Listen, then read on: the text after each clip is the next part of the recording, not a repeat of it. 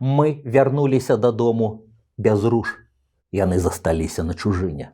На месцы нашага саду выкапаныя могілкі. Мы сталі калючкамі у чужых вачах. Я пачаў радкамі нямецкай яўрэйскай паэткі Розы Ауслендер. І ўжо яе імя, яе прозвішча вымоўнае, гаворачае, бо Ауслендер – гэта чужынец. Кожны аўтар, кожная аўтарка, паэтка, пра якую я сёння буду казаць па азначэнні чужынка. Сёння не будзе весёлых гісторый, бо размова пра вялізную трагедыю, пра найбольшую гісторыю 20-го стагоддзя катастрофу, пра Шоа, як кажуць габрэі, альбо пра Халакост, пра паэтаў і паэтак, якія выжылі, прайшоўшы наскрозь праз смерць, пра аўтарак і аўтараў, якія пакінулі сведчанне пра гэта і змянілі саму паэтычную мову, змянілі оптыку, бачанне свету, які выявіўся настолькі катастрафічным, настолькі чужым нашым чалавечым гуманістычным уяўленнем пра яго. Нарэшце ўсе аўтары, пра якіх я казаць мо, эмігранты, уцекачы, людзі, якія на волас размінуліся з немінучай смерцю. Больш за тое, прывязаныя да свайго інструмента, да сваёй роднай мовай, якая адначасова ёсць моваю ворага. Першыя ахвяры Халакосту – нямецкамоўныя яўрэйкі і яўрэі. Ім удалося выжыць, пакінуць свой абвінавальны прысуд катам, кінуць позірк за сябе на руіны і папялішча, якое засталося ад таго свету, які ніколі не будзе ранейшым. І адначасова, не гледзячы ні на што, менавіта яны спрабавалі нанова гаварыць пра любоў у тым новым свеце, які непазбежна паўстане на руінах, пра якія канкрэтна яны і мы, іхныя чытачы, праз іх творчасць ужо ніколі не забудзем.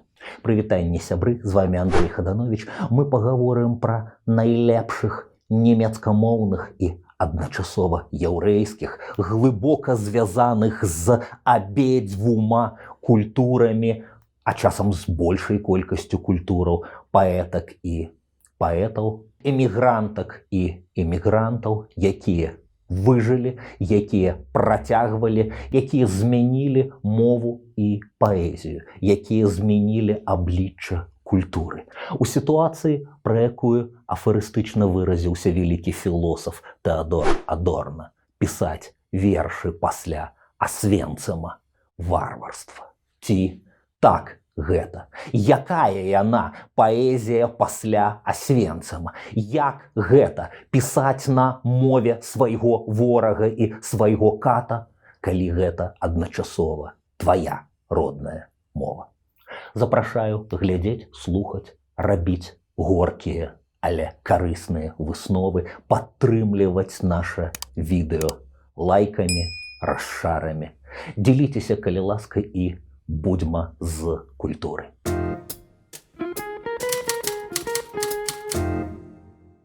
У 33-м годзе да улады ў Нямецчыне прыходзіць Гітлер і нацыянал-сацыялісты, і адразу робіцца зразумела, што існаваць у Нямецчыне яўрэям не дадуць. Як потым выявіцца, не дадуць у шмат якіх краінах Еўропы. Пачынаецца Халакост, пачынаецца яшчэ не знішчэннямі, але, увага, 1 красавіка 33-го выразны сігнал, агульнанацыянальны байкот яўрэяў, байкот яўрэйскіх прадпрыемстваў. Потым будзе эканамічны і палітычны уціск. Усё, каб яны выязджалі, эмігравалі. Потым будзе так званая крыштальная ноч 1938 года, а яшчэ крыху пазней ніхто з нямецкіх нацыстаў ужо не будзе гнаць яўрэяў у шыю, бо яны паставяць сабе больш глобальную задачу канчатковае вырашэнне габрэйскага пытання. Будуць лагеры смерці, газавыя камеры і крэматорыі, аўтамабілі, душегубкі з газам і ямы з зарытымі расстралянымі ахвярамі. Будзе масавае вынішчэнне ромаў, гомасексуалаў, людзей з псіхічным разладам, масавае вынішчэнне іншадумцаў у ідэалогіі. Але найперш 6 мільёнаў, лічба прыблізная, дакладнай не ведае ніхто, але гэтая лічба уражвае 6 мільёнаў знішчаных яўрэяў. Каля 2/3 тагачаснага яўрэйскага насельніцтва Еўропы. І будуць сотні тысяч, урэшце мільёны. На жаль, гэта лічба меншая, чым лічба ахвяраў эмігрантаў, яўрэйскіх эмігрантаў, у тым ліку нямецкіх яўрэйскіх эмігрантаў.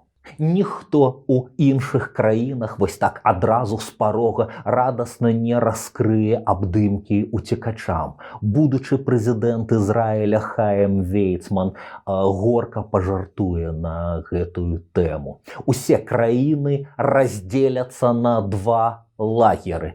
Тыя краіны, якія ўжо не хочуць бачыць у сябе яўрэяў, і другі лагер краіны, якія не хочуць іх у сябе прымаць. Але будуць тыя, каму пашанцуе. Калі можна назваць шанцаваннем псіхалагічную трагедыю, з якой чалавек ужо ніколі не застанецца ранейшы. Героі, найперш гераіні нашай сённяшняй размовы, маргіналы, чужынцы, аўслендары, дазваляе ўжыць сабе гэтае прозвішча як нешта універсальнае пра агульны лёс, апынуліся ў выніку ў самых розных краінах. Нямецкамоўны яўрэй з французскім грамадзянствам, нямецкамоўная яўрэйка з шведскім грамадзянствам, нямецкамоўныя яўрэйкі з амерыканскім грамадзянствам, альбо нямецкамоўныя яўрэйкі, што заканчвалі сваё жыццё ў Ерусаліме, у Палестыне, а потым у Ізраіле, дзе апыналіся ў сітуацыі асабліва моцнай моўнай ізаляцыі, дзе іхная родная мова адназначна ўспрымалася як мова ворагаў і катаў. Апыналіся ў сітуацыі, калі гаварэнне па-нямецку для іх саміх было псіхалагічна невыносным, як для згаданай Розы Аўслендер, якая больш за 10 год пасля Халакосту не пісала па-нямецку, перайшоўшы на ангельскую. Але ўрэшце вернулася да роднай мовы. Можа быць, самы знакаміты і культавы з разгляданых тут сёння аўтараў Пауль Целан, атрымліваючы ўзнагароду ў вольным горадзе Брэмен, гаворыць пра мову сваёй паэзіі і проста сваю родную нямецкую, як пра тое, з чым адбылася катастрофа, але і пра тое, што дапамагло яму ў жыцці і творчай працы. Працытую кавалачак гэтай прамовы ў беларускім перакладзе Юлі Цімафеевай. Дасяжным, блізкім і нестрачаным між усіх стратаў заставалася толькі адно – мова. Яна, мова, заставалася нестрачанай напраўду, не гледзячы ні на што. Але ёй выпала прайсці скрозь уласную безадказнасць, прайсці скрозь страшэннае знямення, прайсці скрозь 1000 цемрадзяў смертаносных размоваў. Яна прайшла скрозь, і не знайшлося ў яе ніякіх словаў для таго, што здарылася. Толькі здарэнне тое яна прайшла наскрозь. Прайшла наскрозь і зноў змагла з'явіцца, узбагачаная усім гэтым, узбагачаная ў двукосцях. Я спрабаваў на гэтай мове у тыя і ў наступныя гады пісаць вершы, каб казаць каб арыентавацца, каб разведаць, дзе я знаходжуся і куды мяне вядзе, каб накідаць для сябе чарнавік рэчаіснасці. Таму што верш не пазачасавы.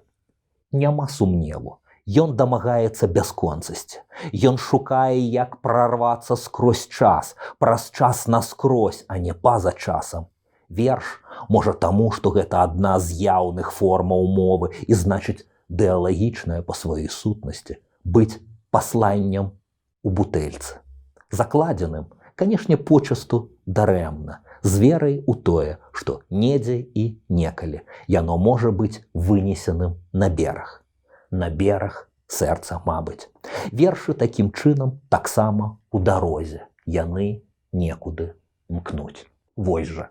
Верш як запрашэнне да дыалогу, верш як пасланне ў бутэльцы, альбо яшчэ адзін цыланаўскі вобраз, верш як поціск рукі.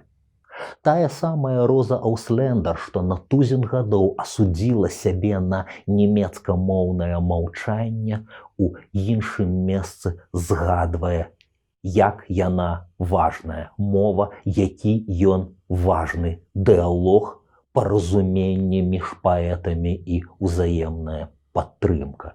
Яна зямлячка Цылана, яны абое з букавінскіх нямецкамоўных габрэяў, з чарнаўцоў, дзе пад нямецкай акупацыяй нейкі час разам хаваліся ў сутарэннях ткацкай фабрыкі. І вось гэтая сустрэча двух паэтаў на валасок ад смерці, паэтаў, якія хаваюцца ў цемры і цішы, але могуць шэптам падтрымліваць адно аднаго паэзіі і чытаюць адно аднаму уласную паэзію і навогул добрую паэзію. Нам, цытую, асуджаным на смерць габрэям бязмежна была патрэбная падтрымка. У той час, калі мы чакалі смерці, шмат хто з нас жыў у словах мроях, якія сталі нам сховам ад болю у адсутнасці радзімы. Вершы дапамагалі выжыць, былі самім жыццём.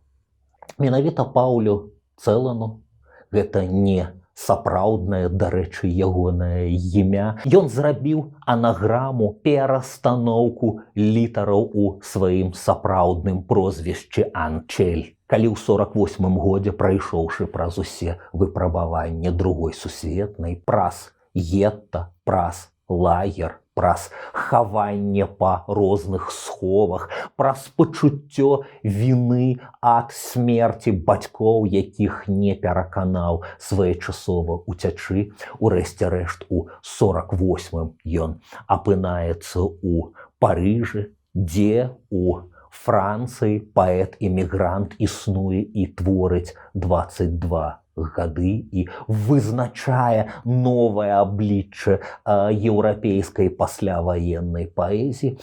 Менавіта Паўлю Цэлану, па-нямецку ці ўжо на французскі манер Полю Цэлану, удалося сфармуляваць вобраз таго, чым ёсць паэзія пасля Асвенцыма. Катастрофа, руйнаванне ўсяго устойлівага, здавалася б, знаёмага нам свету адбіваецца не проста ў змесце. Сам паэтычны вобраз нясе ў сабе гэтую катастрофу. Сама паэтычная форма пяе і іграе пра гэта. Я, вядома ж, маю на увазе самы хрэстаматыйна знакаміты цэланаўскі верш «Фуга смерць».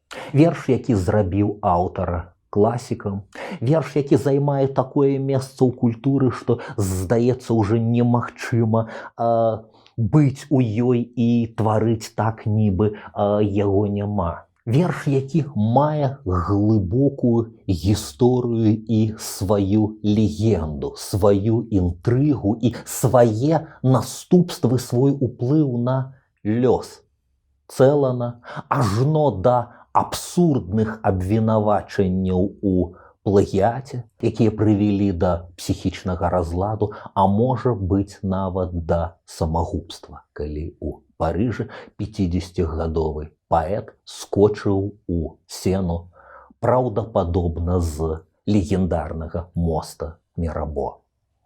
Верш, які мае як мінімум 5 беларускіх перастварэнняў і як мінімум 2 моцныя вельмі ўдалыя перастварэнні Ганны Янкуты і Юлі Тимофеевай. Але перш чым я пакажу вам адзін з гэтых 2 перакладаў, я мушу агучыць іншы тэкст, што стаіць нечакана блізка ад яго і папярэднічае ему, бо у жыцці і творчасці ўсё пераплецена і часам розныя расліны растуць з таго самага кораню, бо ў Паўля Цэлана быў аднакласнік, сябра, паплечнік і таварыш па нядолі па выпрабаваннях у Другой сусветнай, чалавек, які апынуўся з ім у тым самым лагеры Табарэшты, які, можна сказаць, меў тыя самыя трагічныя ўспаміны, што і Цэлан, і раней за яго першым сфармуляваў гэтыя вобразы, якія ўжо потым, трошачкі пазней, Цэлан зробіць культавымі. Сябра, аднакласніка, таварыша па няшчасцю звалі Эмануэль Вайсглас. Ён зрабіўся моцным двухмоўным нямецкім і румынскамоўным паэтам і перакладчыкам. Ён, між іншага, потым перастворыць па-румынску гётэўскага Фаўста, цудоўна перастворыць. Але нашмат раней напіша яшчэ вельмі класічным вершам, як бы ў правільнай традыцыйнай паэтыцы 16-радкоўе, 4 страфы з назвою «Ён», дзе ўжо будуць тыя злавесныя вобразы Халакосту, знаёмыя нам па вершы Цэлана. Смерць як нямецкі майстра, вязні, якія капаюць, але не проста капаюць у зямлі, а ў нейкі момант капаюць сабе магілы ў паветры. Вось яна паэзія часоў Асвенцыма.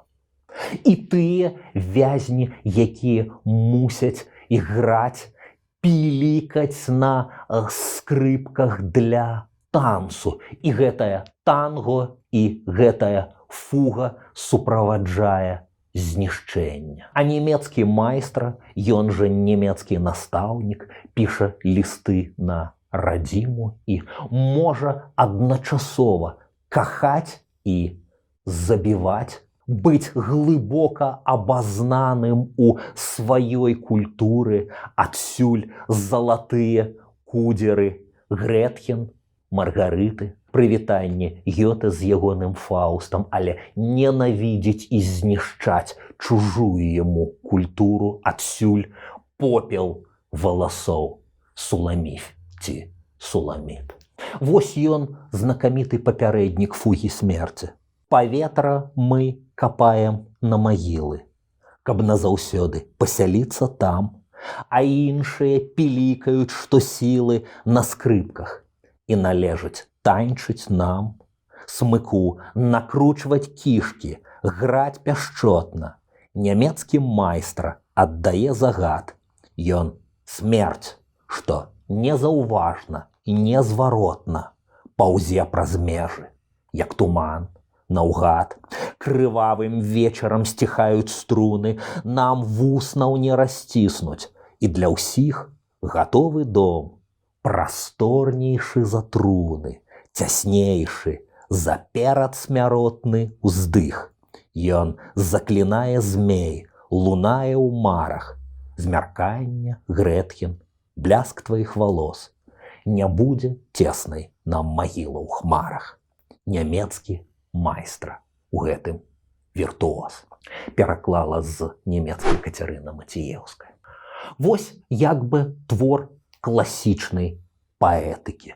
Верш, які замыкае сабою культуру, якая больш не будзе ранейшай. І таму гэта голас з мінулага.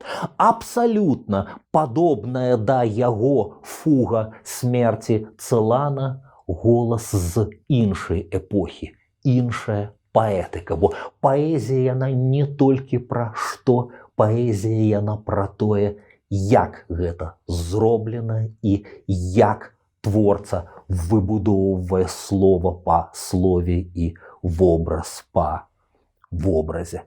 Параўнайце, што зрабіў з тымі самымі вобразамі Пауль Цэлан у вершы, які спачатку з'явіўся ў румынскім перакладзе ягонага сябра і называўся «Танго смерці», а ўжо потым быў надрукаваны па-нямецку ў арыгінале. Смерць па-нямецку гэта мужчына, таму яна зноў зрабілася ён.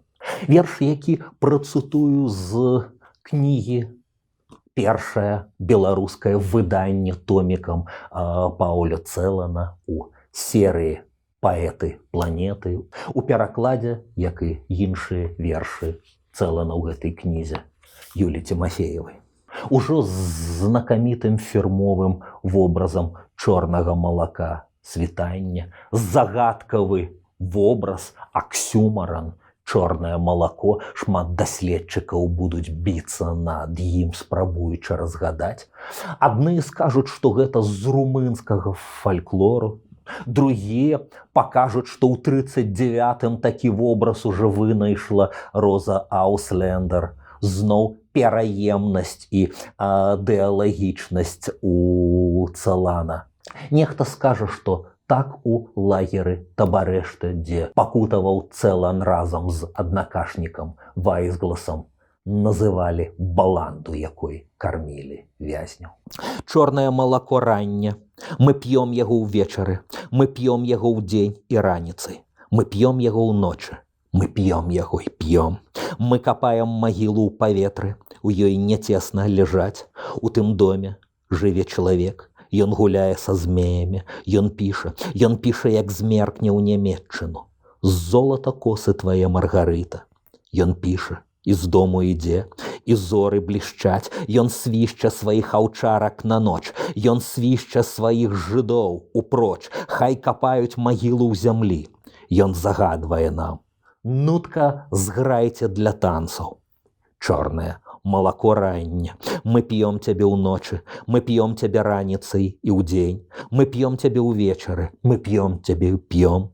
У тым доме жыве чалавек, ён гуляе са змеямі, ён піша, як змеркне ў нямецчыну. З золата косы твае, Маргарыта, з попелу косы твае, Суламіт.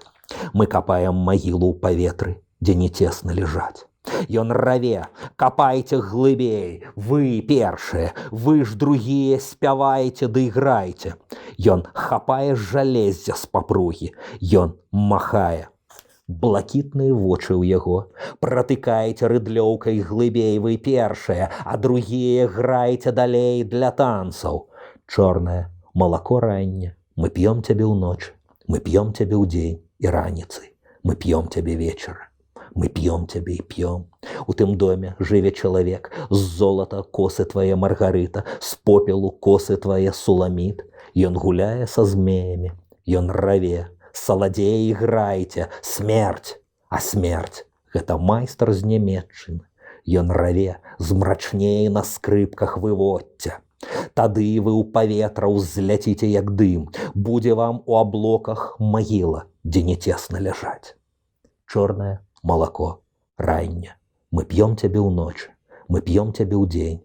Смерць — гэта майстар з нямецчыны. Мы п'ём цябе ўвечары і раніцай, блакітнае вока ў яго. Ён б'е ў цябе куляй свінцовай, ён б'е і цаляе.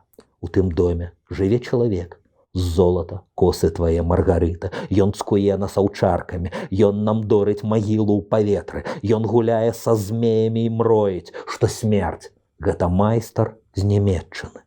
З золата косы твае, Маргарыта, з попелу косы твае, Суламіт. Вось і мяркуеце, дзе тут плагіат і ці ёсць ён, а дзе ён дыалог і жывы рух у культуры, верш як перададзены поціск рукі. І масток між той паэтыкай, якая як бы пачынае паводле Адорна гучаць варварски, пачынае гучаць за пафасна, за салодка, за узнёсла, за класічна на фоне попелу і руінаў. І Цэлан, які прапаноўвае іншую форму. Вы бачыце гэтыя паўторы, якія ў нейкі момант пачынаюць рабіцца невыносна. Вы бачыце гэтую канцэнтрацыю адчаю, якая таксама робіцца празмернай.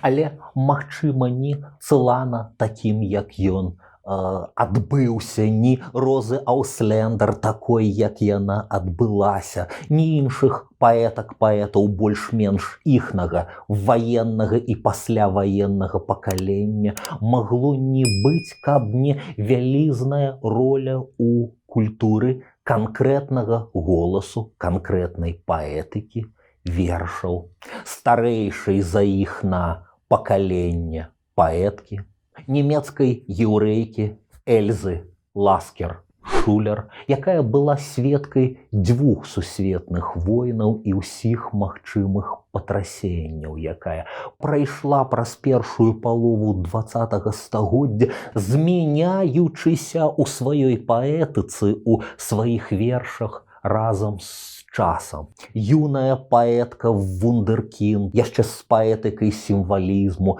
паэтыкай югенстылю. І вось яно згушчэнне трывогі і выбух нямецкага экспрэсіянізму. І Эльза Ласкер-Шулер, адна з заснавальніц гэтага экспрэсіянізму, што спачатку прадказаў першую сусветную, а потым быў і мастацкім водгукам на яе. Эльза Ласкер-Шулер, якая пабывала правінцыяльнай дзяўчынкай вундэркіндам, якая, як потым згадвала сама, жыла не ў сваім гарадку над Рэйнам, а ў старажытных усходніх фівах, жыла з прадвечнай культурай, жыла сінтэзам розных культур еўрапейскай і ўсходняй, антычнай і, безумоўна, яўрэйскай культуры, збіраючы гэтыя вобразы ў сваёй паэзіі, вельмі яскравай паэзіі, якая пералівалася рознымі фарбамі нездарма.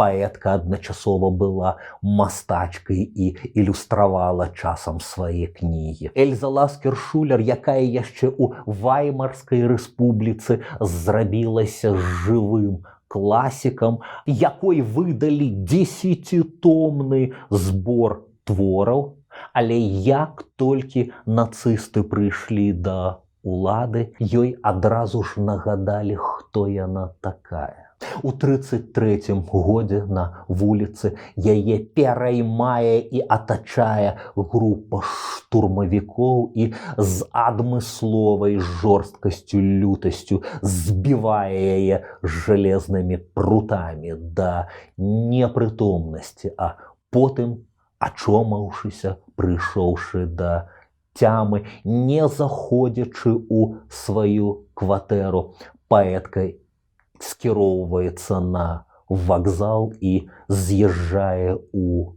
Цюрых, бо ў сучаснай Нямецчыне для яе месца няма. У 38-м годзе яе пазбаўляюць нямецкага грамадзянства, яна будзе трывожна чакаць на высылку і ўрэшце-рэшт апынаецца ў іншым кутку свету, у Ерусаліме, у тагачаснай Палестыне пад брытанскім пратэктаратам.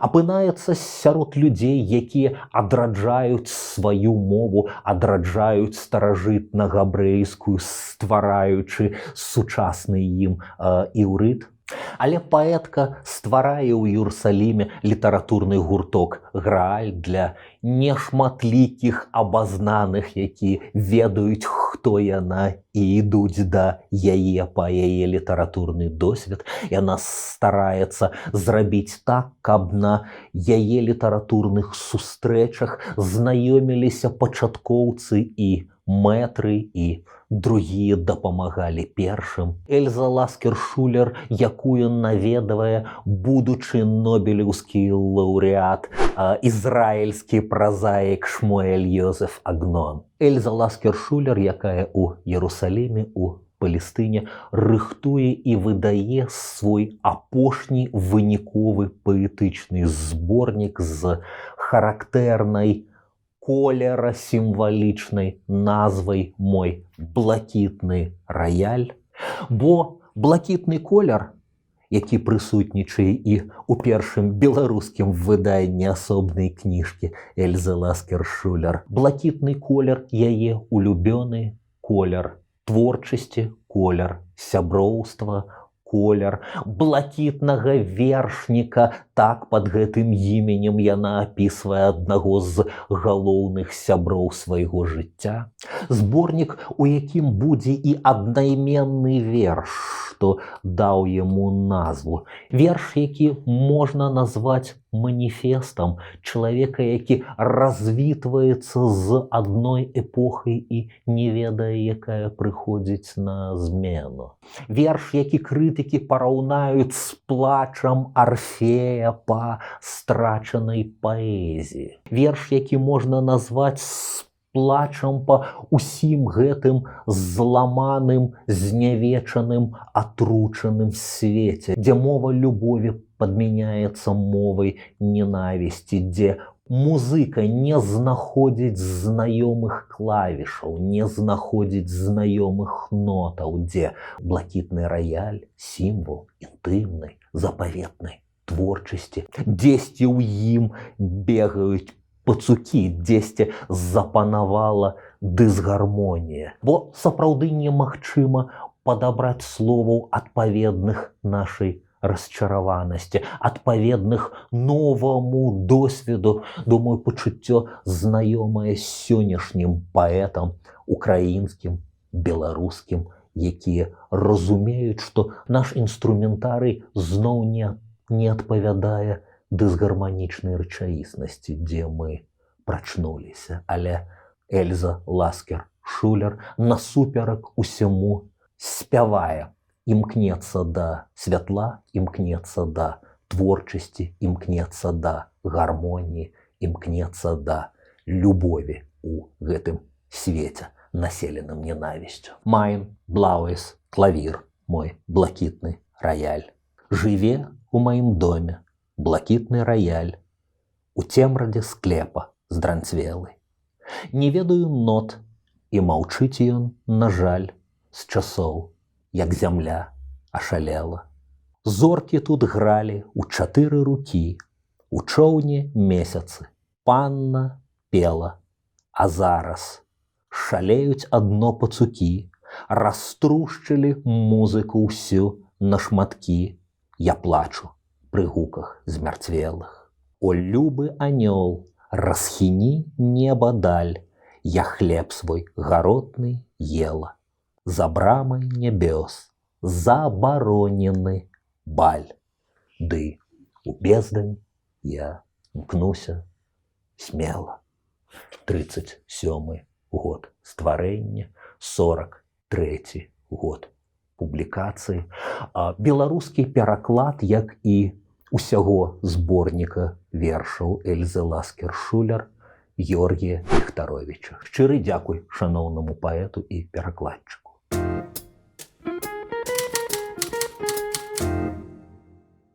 Паэтка маладзейшая за Эльзу Ласкер-Шулер, але старэйшая за Паўля Целана, Неллі Закс. Яшчэ адна найважнейшая ў 20 стагоддзі нямецкамоўная яўрэйская паэтка-імігрантка. Паэтка, што злучае Нямецчыну і Швецыю, яшчэ юнай дзяўчынай, уражаная раманам шведскай знакамітай пісьменніцы Сёльмы Лагерлёф, Неллі Закс напісала ёй узнёслы ліст і, о дзіва, о шчасце, жывы класік адказала ёй і завязалася ліставанне, якое доўжылася доўгія гады да самай смерці шведскай пісьменніцы. Сёльма Лагерлёф, якая напрыканцы свайго жыцця, можна сказаць, адыграла выратавальную ролю,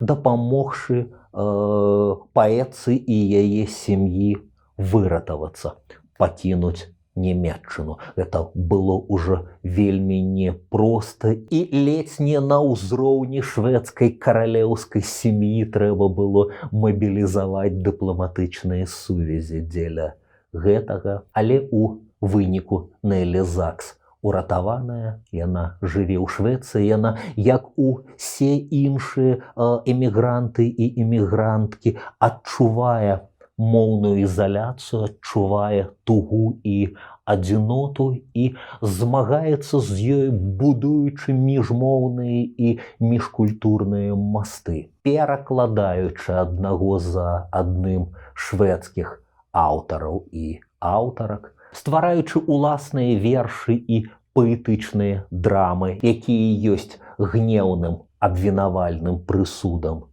нацызму, халакосту, вайне. Паэтка, якая на дыстанцыі завочна сябруе з Цыланам, чые лёсы пэўнымі таямнічымі ніткамі звязаныя. Так Неллі Закс, старэйшая сяброўка, памрэ ў той самы дзень, калі даведаецца пра самагубства Цылана. Паэзія, што пачыналася да вайны і да халакосту досыць ідылічна і традыцыйна, напаўняецца нестерпнай тэмпературу гневу і ўсіх эмоцый, што суправаджаюць крушэнне звыклага свету і пачуццю вінаватасці без віны, комплексу чалавека, які выжыў, які ацалеў. А тыя ўжо маўклівыя і большасць у параўнанні з ацалелымі застаюцца фонам і маўклівымі сведкамі. Паэтка ўжо назвы зборнікаў, якой пасляваенныя, вельмі і вельмі вымоўныя і характэрныя. У кватэрах смерці, 46 год, зацьменне зорак, альбо яшчэ назва і ніхто не ведае, як быць далей. Урэшце, культавая кніга, якая зрабіла яе сусветна знакамітай, «Уцёкі і пераўтварэнне». Паэтка, якая пракрычала, выкрачала новую мову і паэтыку ў сціслых, ірваных, фрагментарных, эліптычных верлібраў, дзе невымаўленага больш, чым вымаўленага. Паэтка, якая сама тлумачыла свой досвед. Жахлівыя перажыванні, якія прывялі мяне, як чалавека, на край смерці і вар'яцтва, навучылі мяне пісаць. Калі б я не умела пісаць, я не выжыла б. Пісаць мяне навучыла смерць. Мае метафары – гэта мае раны.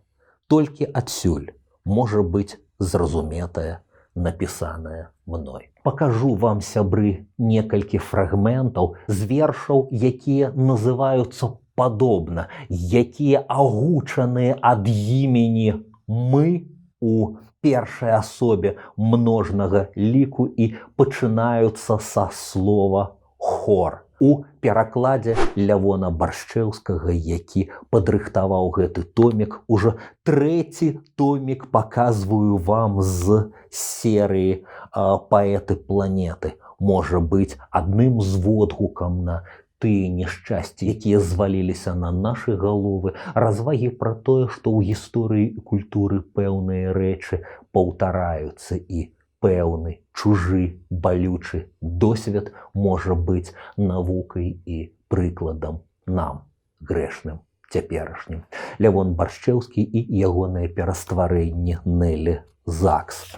Верш, які называецца «Хор уратаваных». Мы, уратаваныя, з чыіх дудчастых касцей смерць уже зрабіла свае флейты, над чыімі жыламі цецівой смерць уже накрэсліла свой лук. Нашыя целы скардзяцца яшчэ сваёй пакалечанай музыкай. Мы, уратаваныя, зашмаргі на нашай шыі ўсё яшчэ вісяць перад намі ў блакітным паветры. Вадзяныя гадзіннікі ўсё яшчэ запаўняюцца кроплямі нашай крыві. Мы, уратаваныя, чарвякі жаху ўсё яшчэ точаць нас. Наша сузор'е пахавана ў праху. Мы, уратаваныя, просім вас, паказвайце нам сонца адно памалу. Вадзіце нас неспешна, ад зоркі да зоркі. Дайце нам зноў вучыцца жыццю паступова. Іначай птушыны спеў, напаўнення ведра ў студні парушаць наш злёгку запечатаны боль і змыюць нас з пенай. То мы просім вас пакуль не паказваць нам куслівых сабак, бо можа стацца, што мы на вачах у вас проста рассыплемся ў прах. І далей з суседняй старонкі, з верша з падобнай назвою «Хор», але камянёў хор. Камені мы, калі нехта падыме нас, ён падыме прадаўні час. Калі нехта падыме нас, ён падыме эдэмскі сад. Калі нехта падыме нас, ён падыме Адамам і Евай спазнанае і спакушэнне змея, што паглынае прах. Калі нехта падыме нас, у руцэ ён падыме мільярды ўспамінаў, што ў крыві распусціцца не могуць, як вечар, бо мы памятныя пліты над усім, што памерла. Сімвалічна, што Нелі Закс была ўшанаваная Нобелеўскай узнагародай у той самы год. Пісьменнік і пісьменніца падзялілі Нобелеўскую ўзнагароду. Нямецкая яўрэйская эмігрантка ў Швецыі Нелі Закс і ізраільскі пісьменнік, уже згаданы сёння, Шмуэль Йозеф Агнон. У фармулёўцы Шведскай акадэміі Нелі Закс ганаруецца за выдатныя лірычныя і драматычныя творы, якія трактуюць лёс Ізраіля з востраю сілай.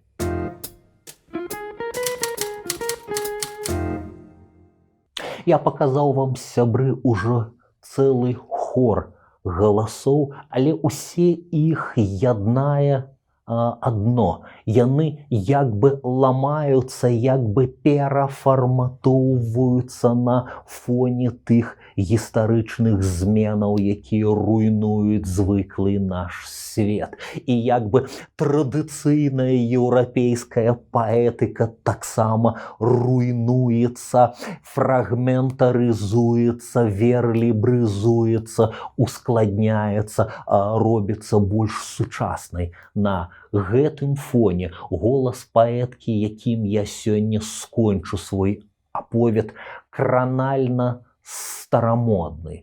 Ён па-добраму эстрадны, ён па-добраму балансуе між трагедыяй, з якой сутыкаецца штодзённа на ўзроўні будзённых непрыкметных дэталяў, якія паэтызуюцца, і іроніі, якая ураўнаважвае гэты голас, робіць выказванне не пафасным, не дае зрывацца на высокіх нотах, пакідае культурную прытомнасць і адчуванне чалавечнасці. Гэта голас паэткі, якая толькі-толькі з'явілася па-беларуску ў перастварэнні Ігара Крэпса. Дзякуй перакладчыку за класную працу ў кракаўскім эмігранцкім выдавецтве «Гутенберг». Кніга вершаў называецца «Ніхто не чакае», а паэтку завуць Маша Калека.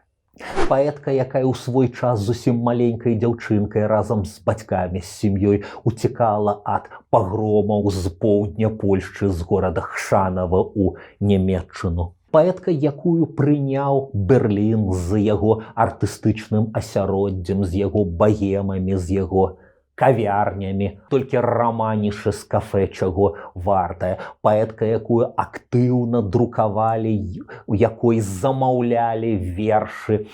У нейкі час яна пісала вершы як калонкі, што панядзелак, тыдзень у тыдзень для важнага друкаванага выдання. Паэтка, якая пісала тэксты для артыста кабарэ, і чыя паэтыка узбагачвалася ад кантакту з музыкай, ад кантакту з масавай культурай.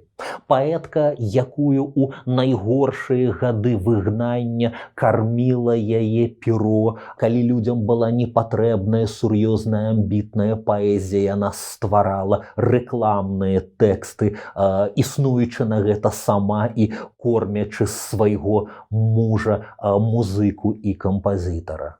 Але гэта здарыцца пазней, а ў 38-м яе паэтычную кар'еру ў Нямецчыне, ў Берліне, ў росквеце славы спыняць рукі нацыстаў, яе кнігі будуць прызнаныя непажаданымі і шкоднымі, яны будуць спальвацца, яна мусіць эміграваць. Спачатку ў Злучаныя Штаты, а праз гады ў Палестыну. Вось жа Польшча, Нямецчына, Амерыка, Ізраіль, Ерусалім, шлях патройнай эмігранткі, патройнай выгнанніцы Машы Калекі. Аўтаркі вершаў, якія сутнасна не змяняюцца, вершаў, якія апавядаюць пра горкія рэчы, але ураўнаважваюцца смехам, на які паэтцы хапае душэўных сілаў. А яшчэ,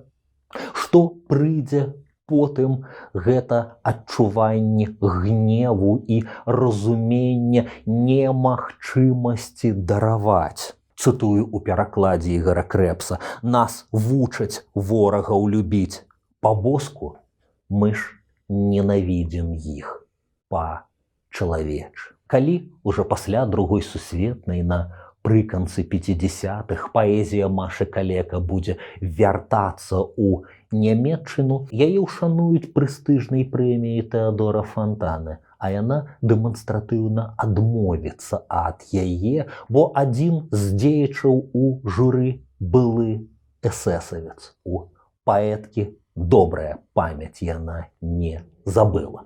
Адмова ад прэміі выкліча скандал. Як скандальным будзе годам раней выданне яе вершаў у Нямецчыне з купюрамі, без двух самых эмацыйна афарбаваных тэкстаў. У адным з гэтых тэкстаў малітва да амерыканскіх бомбаў, каб яны трапілі ў нацысцкія цэлі, не схібілі.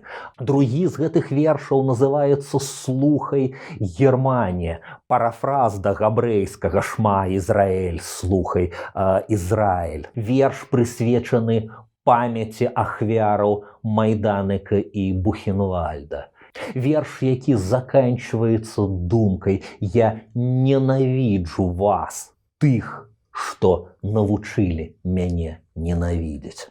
Верш, што ў беларускім перакладзе гучыць так: «Ужо, вось-вось, ужо прыходзіць час, калі ваш крыж раструшчаць да астачы, ніхто не будзе смуткаваць па вас, ніводная душа вас не аплача». Усе, хто спрычыніўся да сённяшняй агрэсіўнай вайны супраць Украіны, да сённяшніх рэпрэсій супраць нас, беларусаў, памятайце, гэта і пра вас. Ніхто не будзе смуткаваць па вас, ніводная душа вас не аплача. Паверце горкай мудрасці, жыццёваму досведу эмігранткі, выгнанніцы Машы Калека.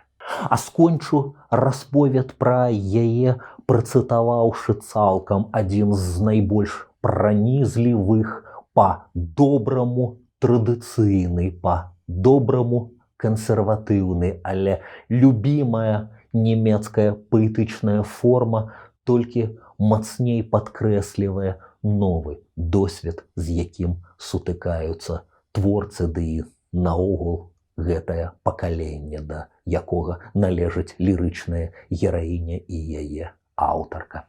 Верш прысвечаны любаму сыну Машы Калека, Стывену.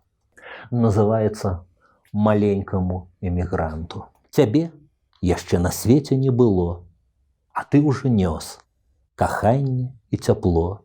Ты дар нябёс, прамень сярод хмурын.